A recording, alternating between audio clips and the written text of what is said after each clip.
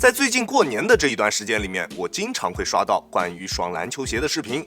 就是我们今天的主角，这双314西安的第4代签名鞋，它有着跟 GT Cut One 类似的中底配置，也有不少人说它能够去平替 GT Cut One。如果这就是你关注这个鞋款的原因，那我告诉你，它跟 GT Cut One 就是完完全全不同的两双鞋，可能它们的中底配置就是它们俩相似度最高的地方。OK 我们废话不多说，直接进入这一双鞋的详细测评，看看这一双鞋在实战方面的表现究竟如何。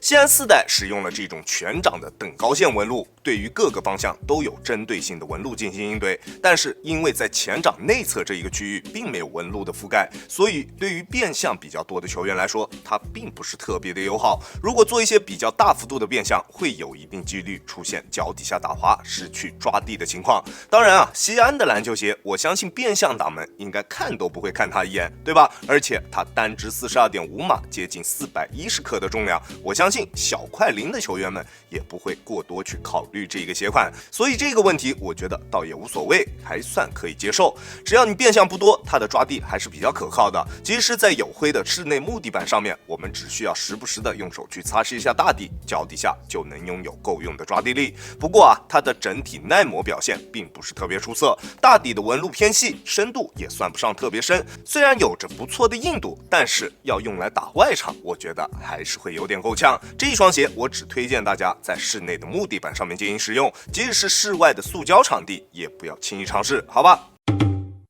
西安这种身体素质爆炸而且体重较大的球员，他的签名鞋自然要拥有比较出色的强度表现，对吧？而这一双鞋的一大亮点就是它的强度，不管是中底的刚性还是鞋面的强度，它都有着出色的表现。中底的刚性非常优秀，我180斤的体重，并且平时打球也还算有点强度，脚底下也还算有点力道，不管是在做一些大幅度的侧向急停动作，还是对抗蹬地动作的时候，都能感觉到脚底下的球鞋所提供给我的强力支撑。脚底下的球鞋完全不会出现形变，大家也能看到我用手完全没有办法将它扭动，抗扭表现可见一斑。即使是职业级别的强度，这一双市售版的篮球鞋也绝对可以满足你们对于强度的需求。与此同时，它还有着一个合适的自然弯折点，虽然中底的刚性确实非常高，但是在前掌它并没有任何硬质材质的覆盖，前掌的弯折还是比较轻松的，弯折点也非常合理，并且即使是在我们出上脚的时候也不会有任何板脚的感觉，这一点大家可以放心。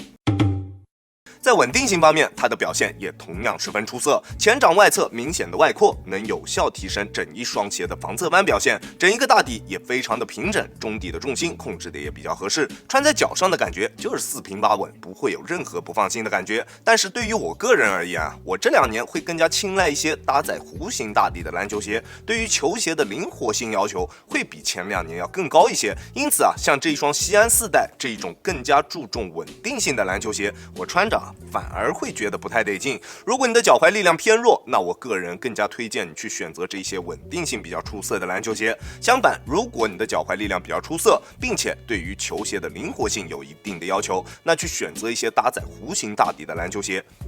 你一定会更加的喜爱。OK， 在篮球鞋的基础3要素方面，西安4代的表现非常出色，不错的抓地，拔群的抗扭，出色的稳定性，让这一双鞋有了一个比较高的实战下限，不管是谁都可以去选择它，也绝对可以用来进行高强度的比赛。但是这一双鞋究竟是不是适合你，还得看一下它在风格化上面的处理做的究竟怎么样。首先就是脚型适配，这一次西安4代的鞋楦相比上一代有了明显的加宽，但是即使是像我这样偏窄的脚型在穿上这一双鞋之后，双脚的外侧依旧会有非常明显的磨脚情况出现，穿着时间长了，小脚趾会被磨得非常难受，尤其是在做一些大幅度变向动作的时候，小脚趾会直接顶在它这一副抽拉式鞋垫的侧墙上面，非常的难受。而且在我这一段时间的磨合下来，这个问题也并没有得到明显的缓解，所以虽然它的鞋楦是加宽了，但是它依旧还是一双更加适合窄脚的兄弟去进行选择的篮球鞋。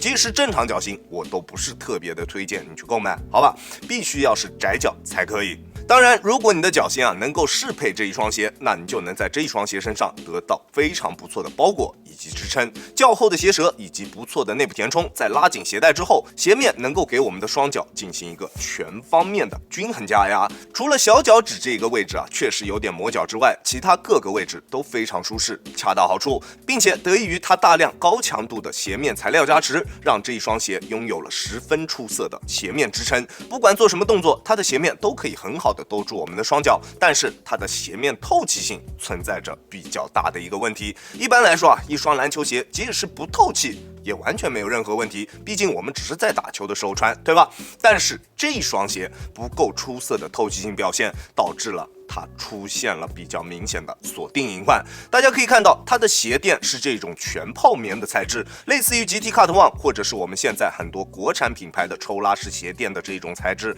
在鞋垫上方并没有织物的覆盖。如果放在一双透气性出色的篮球鞋身上，那这些都没有任何问题。但是这一双鞋的透气性是比较糟糕的，即使像我们现在接近0度的天气在热身热开了之后，也能明显感觉到脚汗蒸发液化后留在了这一副鞋垫上面。虽然这一副鞋垫上面有很多的颗粒，用来增加双脚与鞋垫之间的摩擦力，但是随着穿着时间的上升，它的鞋垫会越来越滑，实战的体验也会越来越差。这一点也是这一双鞋身上比较大的一个问题。随着我们穿着时间的上升，在变向或者是对抗蹬地的时候，脚在鞋内滑动的情况会越来越明显。不知道后续我们国产的鞋垫厂商会不会按照它的这一个模具来做一个可以替代的产品？如果有的话，我提出2个我自己的要求那第一个就是鞋垫上方必须要有织物覆盖，第二个就是鞋头处的上翻侧墙一定要处理好，让它尽可能的不要出现磨小脚趾的这一个问题。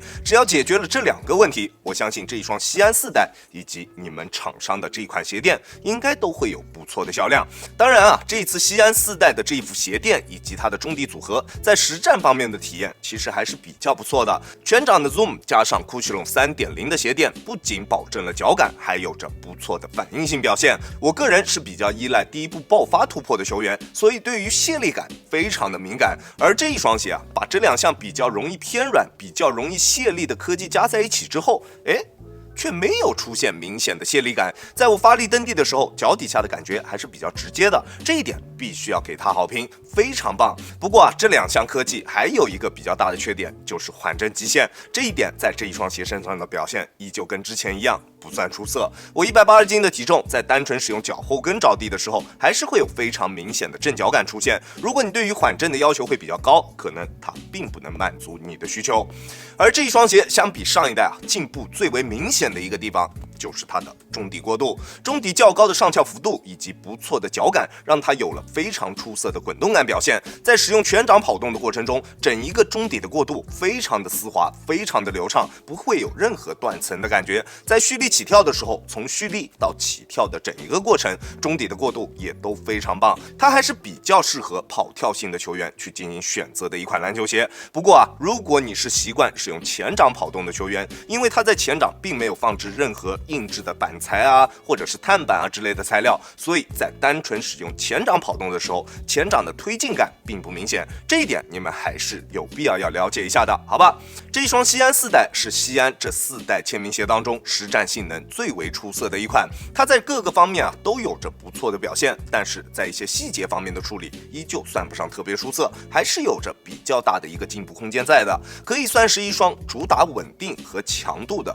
均衡锋线鞋款。如果你对于球鞋的强度要求比较高，平时变相又不是特别多，那等它价格下来了之后，可以考虑入手一双试试。当然如果后续能够有一些我们国产的鞋垫厂商给它做出一副改进款的鞋垫的话，那就更好不过了。OK， 这就是本期视频的全部内容了。再次感谢大家观看本期的亚当球鞋。如果你觉得我的视频还有点意思，欢迎大家在各大平台搜索亚当球鞋找到我，一定要记得点击关注这会对我有非常大的帮助。好了，那我们下期视频再见吧，大家有空来做 ，Peace。